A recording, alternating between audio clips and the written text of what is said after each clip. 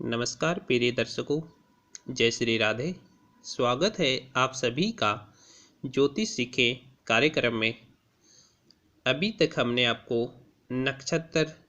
नक्षत्रों के बारे में, राशियों के बारे में बहुत कुछ बताया है। साथ ही भावों का परिचय भी संक्षिप्त रूप में दिया है और ये भी बताया है कि लगन स्पष्ट कैसे करते हैं। चलिए आगे बढ़ते हैं और आज हम भाव के विषय के बारे में ही बताते हैं कि भाव को किन किन नामों से जाना जाता है और कौन सा भाव शुभ और कौन सा भाव अशुभ होता है।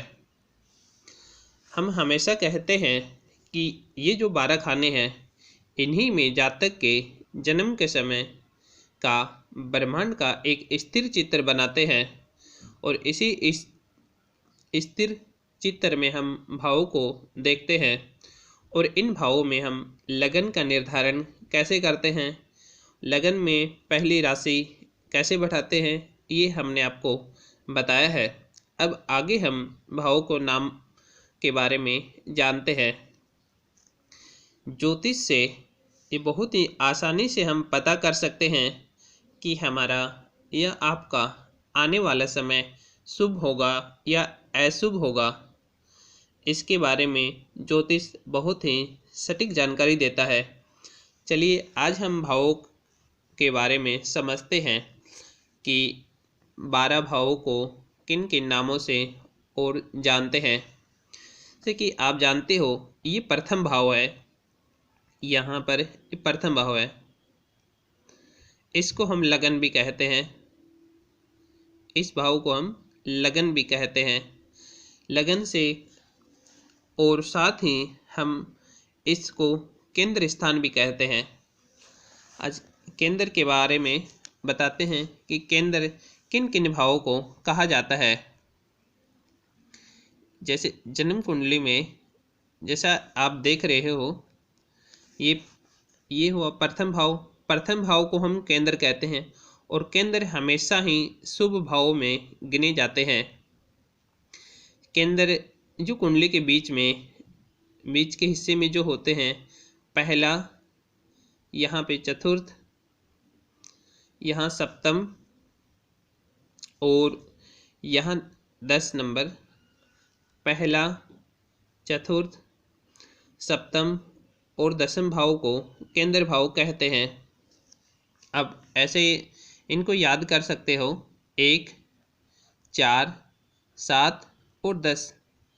जैसे ही आप 1 में 3 जोड़ते हो, 4 में 3 जोड़ते हो, 7 + 3 करते हो तो आता है केंद्र भाव। जैसे 1 + 3 4, 4 + 3 7 और 7 + 3 10 होते हैं। केंद्र भाव शुभ होते हैं, लेकिन केंद्र भाव हमेशा अपनी शुभता कायम रखने में सफल नहीं हो पाते हैं। बहुत बार केंद्र भाव अपनी शुभता रखने में कायम नहीं हो पाते हैं और ये शुभ क्यों होते हैं और शुभता कायम क्यों नहीं रख पाते हैं, इसके बारे में हम आगे जिक्र करेंगे और आगे आपको विस्तार से बताएंगे। हम धीरे धीरे ही सही, लेकिन आपको संपूर्ण जानकारी देंगे। आप बहुत ही धीरे धीरे पढ़िए इनको और सीखने की कोशिश कीजिए। यहाँ पर आप देख रहे हो, इनको आप अच्छी तरीके से देखना कि यहाँ जो होगा ये प्रथम भाव होगा। यहाँ पे राशि कोई भी लिखी हो सकती है, जैसे कि 1, या जैसे कि किसी की राशि 7 नंबर का यहाँ तुला लगन है तो यहाँ पे आएगा 8, 9, 10, 11, 12, 1, 2, 3, 4, 5 और 6। भाव और राशियों को समझने में कभी भी गलती नहीं करना है। आप धीरे धीरे इनको समझ जाओगे। से भाव स्थिर होते हैं कि यहाँ पर ही रहेंगे। राशि भी स्थिर होती है, लेकिन लगन में राशि का निर्धारण होने के बाद में, यदि लगन में राशि का निर्धारण यहाँ पर 1 हुआ तो फिर 1 से क्रम से चलेंगे। 7 है, जो भी राशि लगन में होगा उसके बाद में राशि भी स्थिर हो जाएंगे। तो आपने जाना कि केंद्र भाव शुभ होते हैं, लेकिन कई बार अपनी शुभता कायम रखने में सफल नहीं हो पाते हैं। और यह केंद्र भाव शुभ क्यों होते हैं, इसके बारे में हम आपको बताएंगे। अब आप जानना त्रिकोण भाव किसे कहते हैं। कुंडली में त्रिकोण भाव क्या होता है। जैसे आप देख रहे हो तीन कोणों का जो चिन्ह बनता है, जैसे कि यहाँ पे आप देख रहे हो, जैसे यह त्रिभुज जैसी आकृति बनती है, तीन कोण, जिसके तीन कोण से दिखे मानो त्रिकोण सा दिखे, वो त्रिकोण होगा। ये कौन कौन से होते हैं। प्रथम भाव, पंचम, जैसे त्रिकोण बन रहा है पंचम, और यहाँ से 9, जैसे त्रिभुज जैसा तीन कोणों में 1, 5 और 9, ये त्रिकोण भाव होते हैं। पहला भाव, पांचवा भाव और 9वां भाव। प्रथम केंद्र भी होता है और त्रिकोण भी होता है, लेकिन ये जानो कि जो त्रिकोण भाव होता है वह हमेशा शुभ ही कहे जाते हैं और हमेशा शुभ ही होते हैं। यह कभी भी अशुभ नहीं हो सकते, यह शुभ ही होंगे हमेशा। यह त्रिकोण भाव हमेशा शुभ क्यों होते हैं, इसके बारे में भी हम आपको बताएंगे।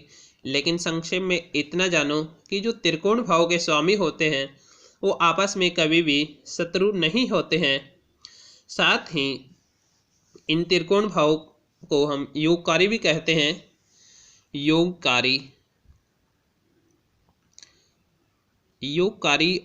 और पूर्ण योगकारी अलग अलग वाक्य हैं और ज्योतिष में इनकी अलग अलग ही व्याख्या है। इनको हम आगे विस्तार से बताएंगे। साथ ही अब हम यहाँ भावों के बारे में ही जिक्र कर रहे हैं। जो त्रिकोण भाव होते हैं वो होते हैं 1, 5 और 9। यहाँ से आप देख सकते हो कि 1 + 4 5, 5 + 4 9, 4 4, इनमें आप 3 के कर सकते हो, 1 + 3, तो ऐसे याद कर सकते हो। साथ ही एक शब्द आता है त्रिसडाई।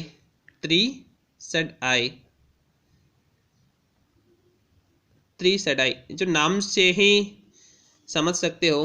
त्रि अर्थात तीसरा भाव, षड अर्थात छठा भाव। आय हमने बताया था कि जो आय भाव होता है वह एकादश 11वां भाव होता है। जन्म कुंडली में जो 11वां भाव होता है उसे कहते हैं आय भाव। तो आप यहाँ देख सकते हो 3, 6 और 11, यह हमेशा ही अशुभ कहे जाते हैं। त्रिसडाई को कभी भी शुभ भाव नहीं कहे जाते हैं। से आप जानते हो कि तीसरे भाव से हम बल के बारे में विचार करते हैं, छठे भाव से हम शत्रु के बारे में विचार करते हैं और एकादश भाव से हम आय के बारे में विचार करते हैं। लेकिन फिर भी अशुभ क्यों, इनके बारे में हम आगे विस्तार से जानेंगे। अभी आप इनके नाम और इनको समझने की कोशिश करो। साथ ही जो इनके स्वामी होते हैं उन्हें भी अशुभ भाव के स्वामी ही कहा जाता है और कहेंगे।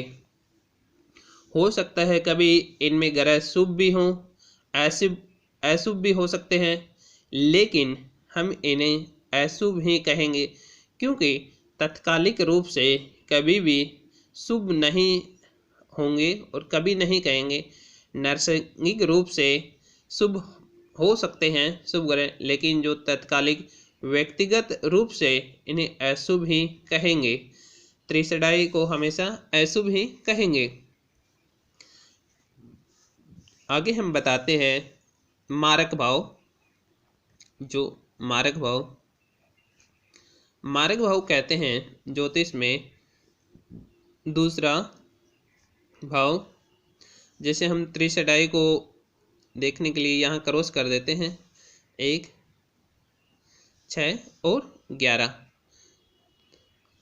मारक भाव होता है 2 और 7। दूसरा भाव होता है धन का और सप्तम भाव होता है भोग का। इन्हें मारक भाव कहते हैं। अब इन्हें मारक भाव क्यों कहते हैं, इनके बारे में हम कल आपको विस्तार से बताएंगे कि 2 और 7 को ही मारक भाव क्यों कहते हैं। तो आज हमने समझा कि केंद्र भाव होते हैं 1, 4, 7 और 10। इन्हें हम केंद्र भाव कहते हैं। यह शुभ होते हैं, लेकिन कभी कभी अपनी शुभता कायम रखने में सक्षम नहीं हो पाते हैं।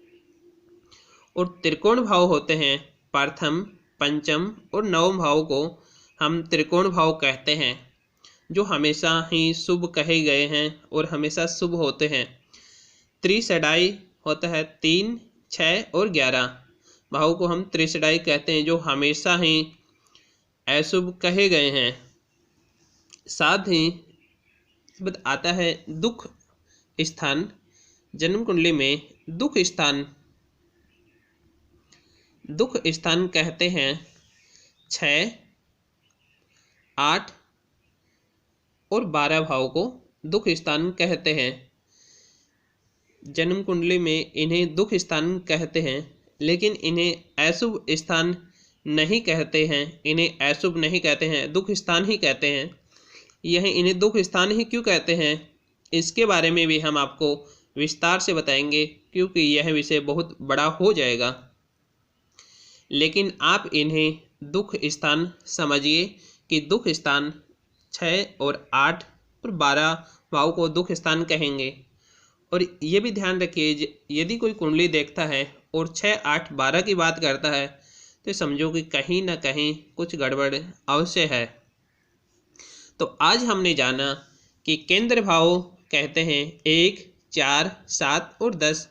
प्रथम, चतुर्थ, सप्तम और दसम भाव को केंद्र भाव कहते हैं।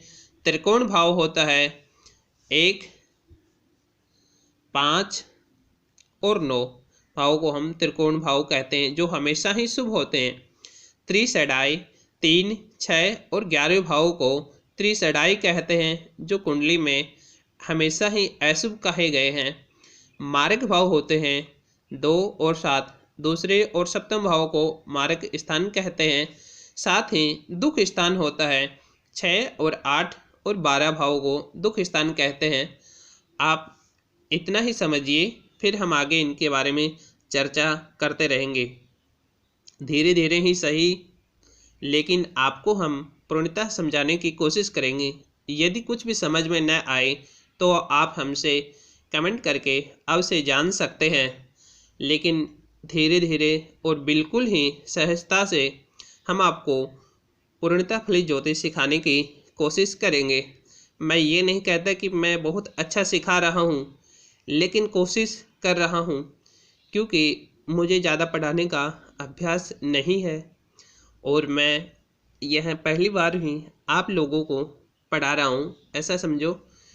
क्योंकि जो सीखा है उसे बताने का अलग अलग भी होता, लेकिन आप ये ध्यान रखो, जो भी बताऊँगा वो बिल्कुल ही शास्त्रीय पद्धति से, बिल्कुल वैदिक पद्धति से, कहीं भी अपनी तरफ से कोई भी मनगढ़ंत बात आपको ज्योतिष नहीं सिखाऊंगा।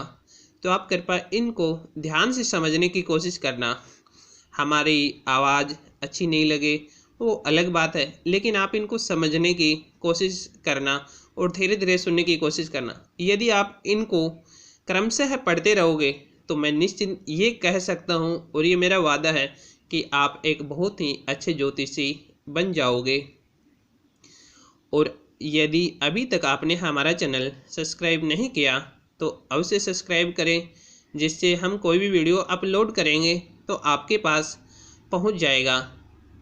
धन्यवाद।